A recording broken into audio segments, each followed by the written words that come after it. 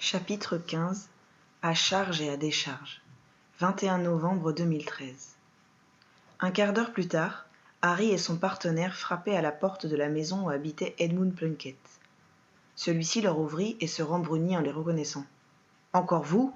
Qu'est-ce que vous voulez encore ?»« Vous posez quelques questions, » répondit calmement Harry. « Et si je ne veux pas y répondre ? On vous les posera au ministère dans nos locaux, » indiqua sèchement le commandant des Aurores. Edmund soupira en se passant la main dans les cheveux. « D'accord, mais je vous assure que vous perdez votre temps. Je ne sais pas comment mon frère a absorbé cette potion, et ce n'est pas en me posant des questions que vous le découvrirez. »« C'est ce qu'on verra, » rétorqua Well-Beloved en avançant, obligeant Edmund à lui céder le passage. La maison du frère de la victime était nettement moins imposante que le manoir de son oncle, mais meublée avec goût. À première vue, le standing de l'habitation était compatible avec les fonctions qu'il occupait dans la compagnie familiale. Edmund avait aménagé un salon-bureau au rez-de-chaussée, où il guida ses visiteurs. En s'asseyant, Harry jeta un œil sur les papiers qui jonchaient la table de travail. Il y reconnut l'écriture du parchemin que Marvin leur avait confié. Il sortit de son aumônière la pièce à conviction entourée d'un charme protecteur et la posa devant Edmund Plunkett.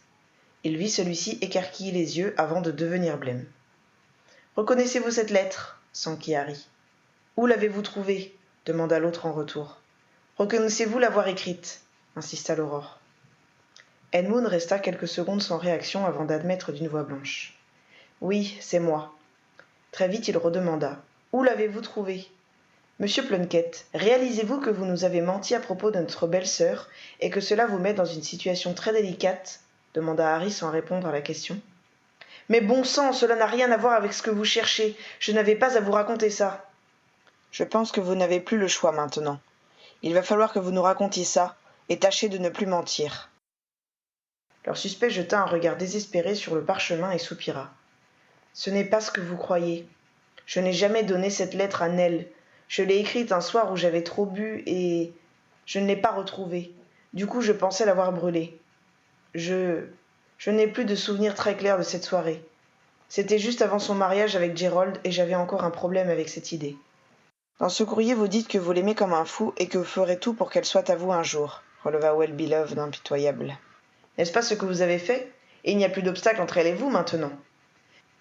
C'est dément ! Je vous dis que j'étais ivre quand j'ai écrit ça. Et puis ça fait presque 1 an maintenant. Si j'avais voulu éliminer mon frère, pourquoi aurais-je attendu aussi longtemps ? La lettre n'est pas datée, fit remarquer Harry. Vous l'avez peut-être écrite la semaine dernière. Edmund relut sa missive et soupira. Bon, d'accord, il n'y a pas de date, mais je l'ai écrite il y a des mois, et je pensais qu'elle n'existait plus. Et où l'avez-vous trouvée ? Redemanda-t-il. Dans les affaires de votre frère. Edmund devint encore plus livide qu'il ne l'était déjà. Ses yeux papillonnèrent et Harry crut qu'il allait défaillir. Il se rattrapa d'ailleurs au bord de son bureau, assommé par cette nouvelle. « Oh non !» souffla-t-il. « Je n'ai pas fait ça !»« Vous n'avez pas fait quoi ?» s'enquit Harry d'une voix douce. Edmund secoua la tête. « Mais comment l'a-t-il eu ? Je ne voulais pas. »« Vous ne vouliez pas quoi ?» insista Harry, espérant des aveux. « Je ne voulais pas qu'il le sache. Tout ceci est tellement injuste. Nous nous sommes toujours bien entendus. C'était un frère formidable. S'il a lu ça, qu'est-ce qu'il a dû penser de moi ?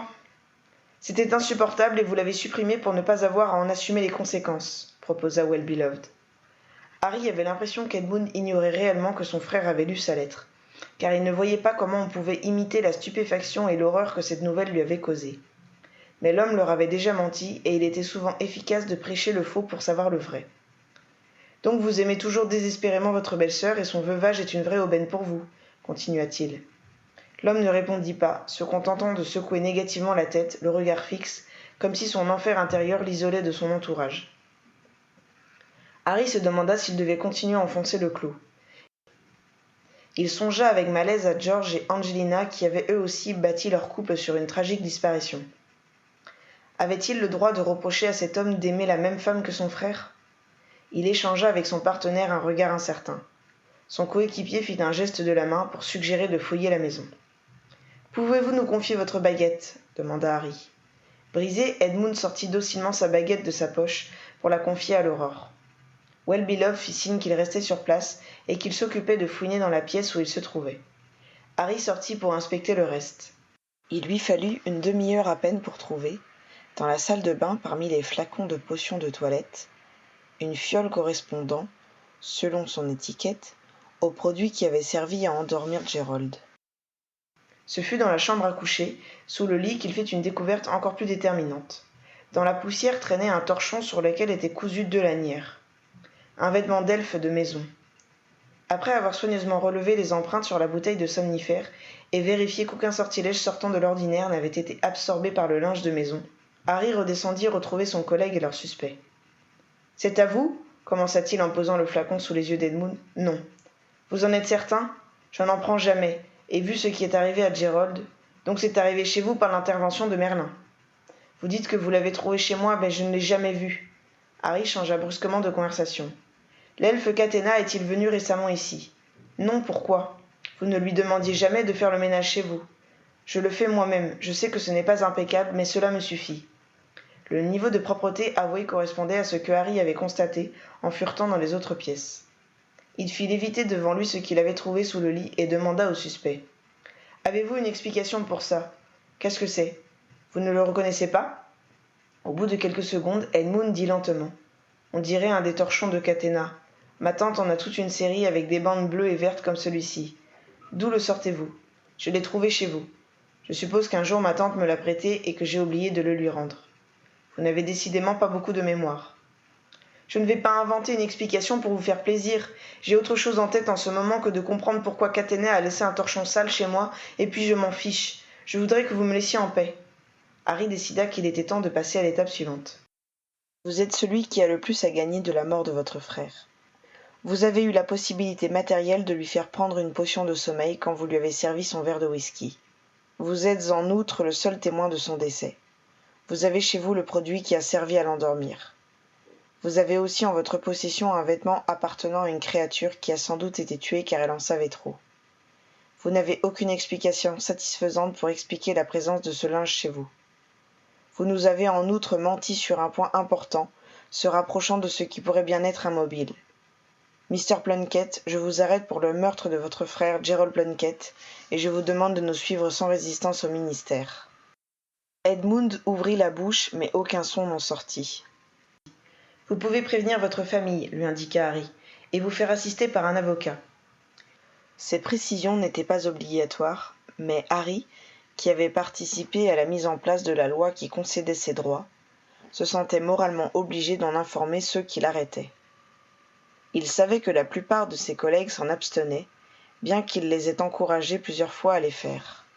Il n'avait cependant pas donné à ces consignes un caractère obligatoire, sachant que c'était un point délicat pour beaucoup d'entre eux, et il n'avait pas voulu les heurter de front sur ce plan. Même avertis de leurs droits, les suspects utilisaient rarement la possibilité qui leur était donnée d'appeler un défenseur. Sans doute n'était-ce pas encore suffisamment entré dans les mœurs, et la plupart des sorciers estimaient qu'ils étaient assez grands pour se débrouiller tout seuls, du moins avant le procès. Par contre, ils demandaient la plupart du temps à prévenir leur famille de leur arrestation, sans qu'il soit besoin de le leur conseiller. Edmund ne dérogea pas à la règle. « Je veux parler à mon oncle. » D'une main tremblante, leur suspect sortit un miroir communicant de sa poche et prononça le nom d'Ulysse d'une voix blanche. Ce dernier répondit rapidement. « Ils m'ont arrêté, » dit simplement son neveu. « Qui ? Quoi ? Les aurores. Ils pensent que j'ai tué Gerald. Je ne l'ai pas fait, je te jure que je ne l'ai pas fait. » « Évidemment que tu ne l'as pas fait, Edmund, nous le savons. Ne t'en fais pas, nous n'allons pas les laisser faire. Où es-tu maintenant ? Encore chez moi, mais ils parlent de m'emmener au ministère. Passe-les-moi. » Harry tendit la main et ferma le miroir d'un claquement sec, mettant ainsi fin à la communication. Well-Beloved exécuta une fouille experte à l'aide de sa baguette et confisqua tout ce que leur suspect avait dans ses poches. Ils le firent ensuite transplaner au ministère et le pilotèrent rapidement vers une des geôles où ils pouvaient temporairement garder un prisonnier. « Tu penses que c'est lui ?» demanda Harry à son partenaire en poussant la porte du QG. « On n'a pas de meilleur suspect, et plus on gratte, plus on trouve d'éléments contre lui. Il nous reste encore à faire les comparaisons d'empreintes.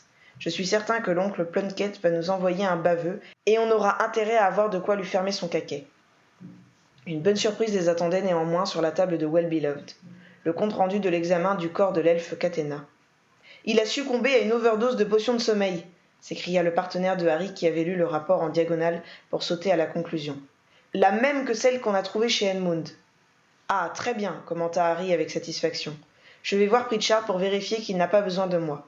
Je te laisse chercher les empreintes. » Harry était à peine revenu vers Well-Beloved qu'il vit l'avocat St. John Bielinski entrer dans le QG et se diriger vers son bureau de commandant. Depuis son accession à son poste actuel, Harry avait eu à traiter plusieurs contestations rédigées par le brillant juriste. Ils se rencontraient régulièrement aux audiences auxquelles Harry assistait, sans échanger davantage que des salutations courtoises. Le commandant des Aurores n'avait plus croisé directement le fer avec l'avocat depuis le mémorable procès Grimstone et s'en félicitait.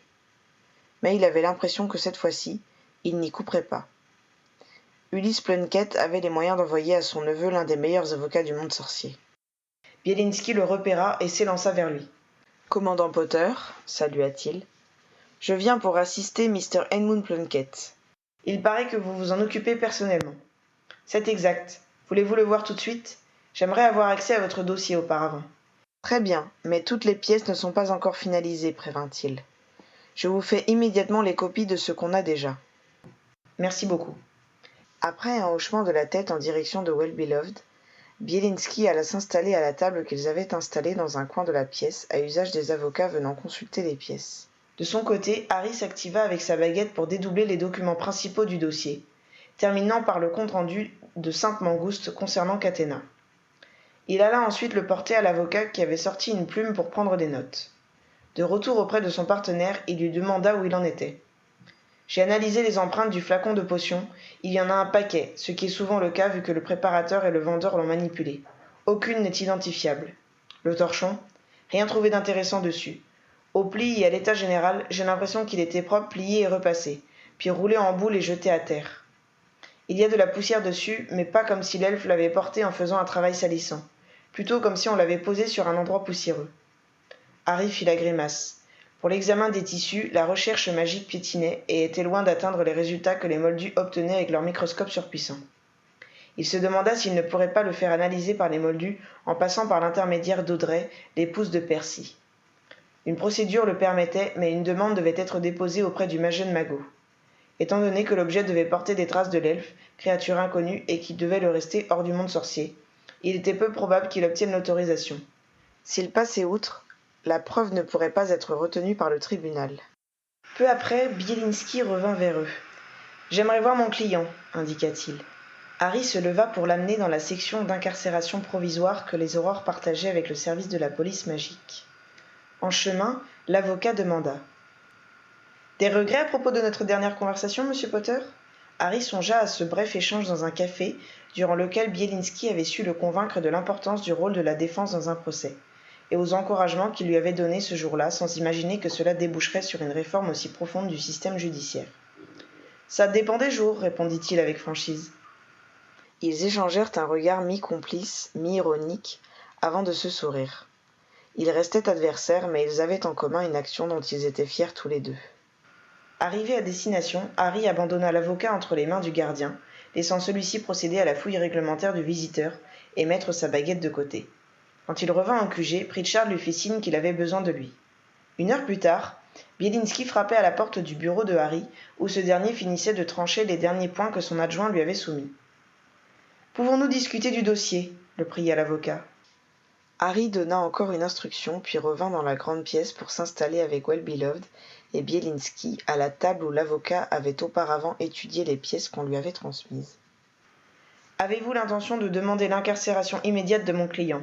demanda l'avocat. « Oui, le risque de fuite est trop important, » répondit Harry, « sans compter qu'il a tué 2 personnes et pourrait récidiver. »« Je n'ai rien vu qu'il accuse formellement d'avoir attenté à la vie de son frère, » opposa Bielinski. « Alors pourquoi nous aurait-il menti sur ce qu'il avait révélé à sa belle-sœur » répliqua Well-Beloved. « À propos de ses sentiments ? C'est personnel et il estime que cela n'a aucun rapport avec l'affaire. »« Mr. Bielinski, » intervint Harry. « Vous avez lu les conclusions de Sainte-Mangouste à propos de la mort de la victime. La potion de sommeil qui l'a terrassée a été absorbée dans les 2 heures qui ont précédé le départ des 2 frères pour leur petite balade, c'est-à-dire pendant le repas. C'est forcément un membre de cette famille qui a fait le coup. Tout renseignement pouvant nous éclairer sur les rapports entre la victime et cette famille est au cœur de l'enquête. Pas si la victime a volontairement ou accidentellement pris cette potion. Le suicide ou l'absorption accidentelle était une possibilité avant la mort de l'elfe. Ce n'est plus le cas maintenant. Avez-vous envisagé que l'elfe aurait pu lui-même mettre fin à ses jours ? Par remords, par exemple. Il a pu faire prendre le somnifère volontairement ou par accident à Gerald Plunkett et n'a pas supporté cette idée. Vous savez très bien que les elfes ne se suicident pas, sauf sur ordre de leur maître, ce qui constitue aujourd'hui une sorte de meurtre. Un elfe qui s'estime en faute a tendance à se punir en se faisant souffrir. Or, cette créature ne porte sur son corps aucun signe de violence. Vous avez lu le même rapport que moi. En outre, le fait que je n'ai pas retrouvé de flacon de potion de sommeil près de lui indique que quelqu'un d'autre est intervenu.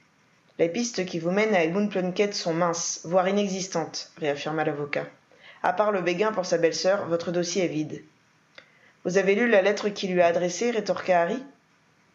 Ce n'est pas un béguin, c'est une passion profonde qui, selon ce qu'il nous a lui-même expliqué, date de près de 2 ans. Ensuite, il possède un flacon de la bonne potion.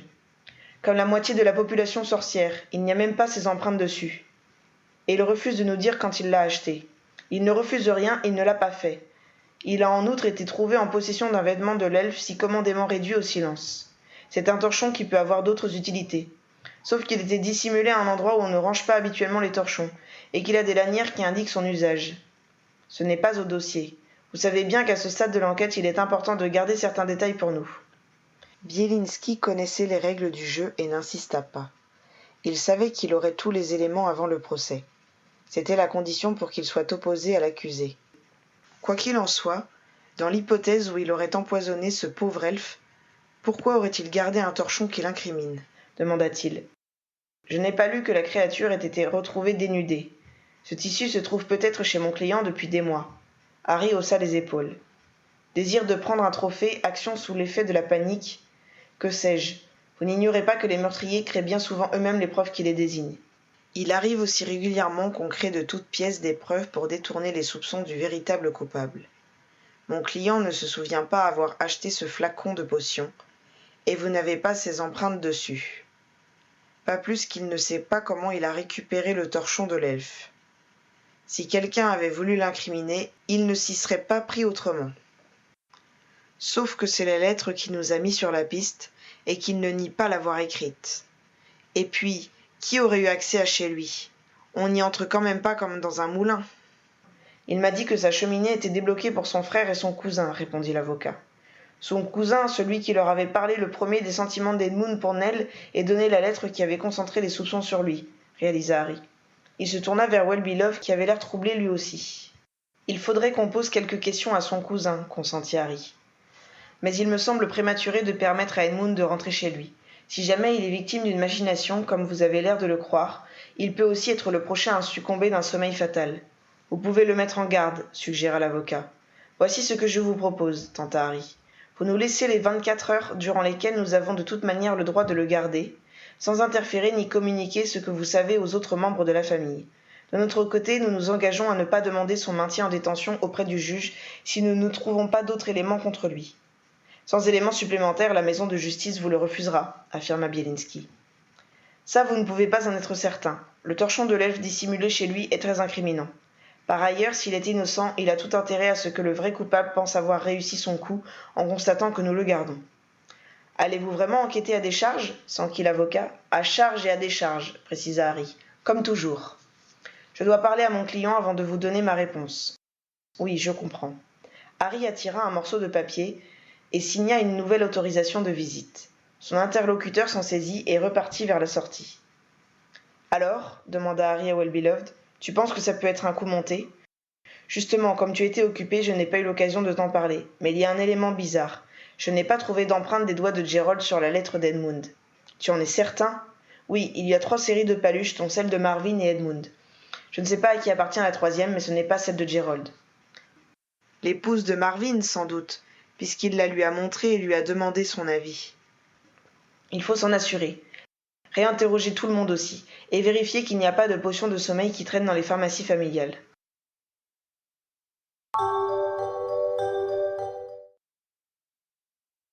Ulysse leur ouvrit lui-même sa porte. Son visage se contracta quand il le reconnut. « Où est mon neveu » demanda-t-il sans embâge. « Au ministère pour interrogatoire » répartit Harry. Avant de partir, ils avaient revu Bielinski. Son client était d'accord pour que l'avocat garde pour lui les éléments du dossier qu'on lui avait communiqués pendant 24 heures, même vis-à-vis de sa famille. « Mais pourquoi » interrogea le vieil homme. « Il avait en sa possession le produit qui a servi à endormir votre neveu Gerald. décida de révéler Harry. Une potion de sommeil? Mais tout le monde en a. Vous en trouverez sans doute ici dans la pharmacie.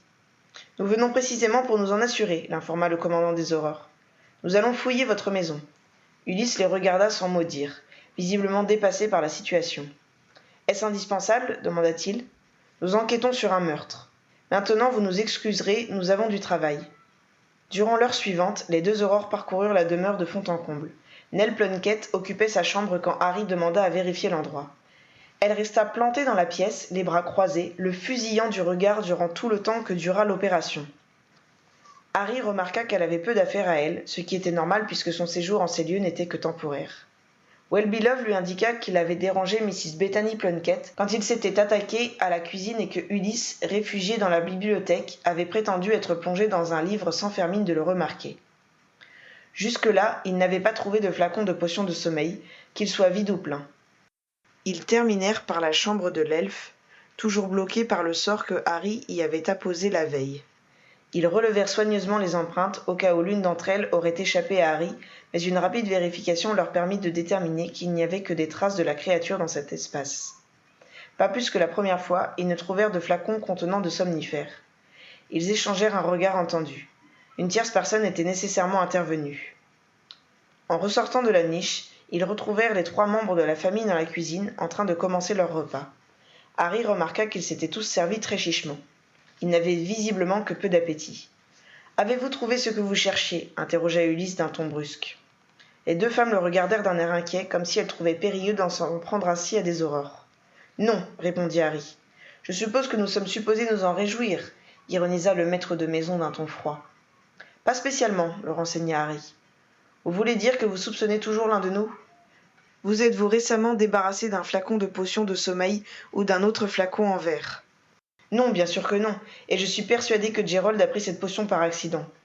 Le problème, monsieur Plunkett, c'est que nous n'avons pas trouvé trace de ce produit chez lui. Il a dû le finir. Dans ce cas, nous aurions retrouvé le flacon vide chez lui. Dans le monde sorcier, les contenants en verre étaient rapportés à ceux qui les avaient vendus en échange d'une consigne. Vous-même récupérez votre verre, continua Harry en montrant une caisse en bois près de l'évier où s'entassaient des bouteilles de lait et des bocaux. Oui, comme tout le monde, je suppose. Depuis quand cette caisse n'a pas été vidée ? Vu ce qu'elle contient, cela fait plusieurs jours que cela n'a pas été fait, jugea Ulysse. Monsieur Plunkett, votre elfe est décédé d'une surdose de potions de sommeil, lui apprit Harry. Oh mon Dieu s'écria Mrs. Plunkett, les yeux écarquillés. Le pauvre petit, il a dû se tromper et en prendre trop. Ma tante, intervint Nell très pâle. Ce que monsieur Potter est en train de nous expliquer, c'est qu'il n'a pas retrouvé le flacon. Il est bien quelque part, répondit Bethany. Forcément. Pas dans cette maison, en tout cas, assura Harry. Mrs. Plunkett se tourna vers la caisse pour le verre, comme si elle espérait qu'on puisse y retrouver la fiole manquante. Elle dut comprendre que c'était sans espoir et commença. L'un de nous a pu la briser ou la jeter sans s'en rendre compte. Ma tante, la reprit Nell d'une voix cassante. Vous savez bien que c'est impossible. Cela fait 3 jours que les Aurores nous tannent avec cette potion et... Elle s'interrompit brusquement, le regard dans le vide. Ils ont raison depuis le début, reprit-elle d'une voix sans timbre. Ce n'est pas un accident. Sinon nous aurions retrouvé le flacon à la maison ou sur lui. « Quelqu'un a tué Gerald !» hurla-t-elle soudain en faisant sursauter tout le monde. « Il a été tué, il a été tué !» Devenue écarlate, elle frappait de ses poings crispés la table devant laquelle elle se trouvait assise, faisant basculer son assiette et renversant son verre. « Ma chérie !» s'écria sa tante éperdue en tentant de la prendre par les épaules. Nell la saisit au poignet et la secoua avec force. « Vous me l'avez tué, vous me l'avez tué !» Comprenant qu'elle faisait une crise de nerfs, Harry sortit sa baguette et lança sur la malheureuse un impedimenta pour permettre à Well-Beloved et Ulysse, qui s'étaient précipités, de l'immobiliser et délivrer Mrs. Plunkett de la poigne de sa nièce. Très vite, la veuve se laissa aller en avant et se mit à pleurer en longs sanglots rauques. Sans rancune, sa tante la prit dans ses bras et la berça doucement en murmurant des mots tendres. Ulysse les contempla un long moment, le souffle court, les mains tremblantes. Harry attendit patiemment qu'ils se souviennent de leur présence, les observant, tentant de ne pas manquer un indice. Finalement, Mr. Plunkett se laissa tomber pesamment sur sa chaise. « Vous m'avez dit, fit-il comme s'il avait du mal à s'exprimer, que vous avez trouvé un flacon de potion chez mon neveu Edmund. »« C'est exact, je ne peux pas croire cela. »« Mr. Plunkett, si vous veniez à disparaître, qui hériterait de vos biens ? » Vous pensez que c'est moi qui ai été visé demanda-t-il d'une voix incertaine. Ou bien que vous êtes le prochain sur la liste, répondit Harry en attrapant une chaise et se mettant au niveau de son interlocuteur. C'est un cauchemar, espéra Ulysse avec ferveur. C'est un moment difficile, convint Harry. L'homme se secoua et fit un effort pour répondre à la question posée. J'ai fait un testament. Mon épouse héritera de la maison ainsi que d'une somme d'argent suffisante pour la mettre à l'abri du besoin jusqu'à la fin de sa vie. L'entreprise et le reste de ma fortune seront divisés en parties égales entre mes 3 neveux. Seul votre neveu Edmund travaille avec vous, c'est bien ça? Oui, Gerald a voulu devenir médicomage, et Marvin ne court pas après les responsabilités. Il se contente de gérer l'épicerie qu'il possède avec sa mère. Une fois ma succession réglée, il y a assez de galions pour que si l'un d'eux veut se dégager de la société, les autres puissent racheter sa part.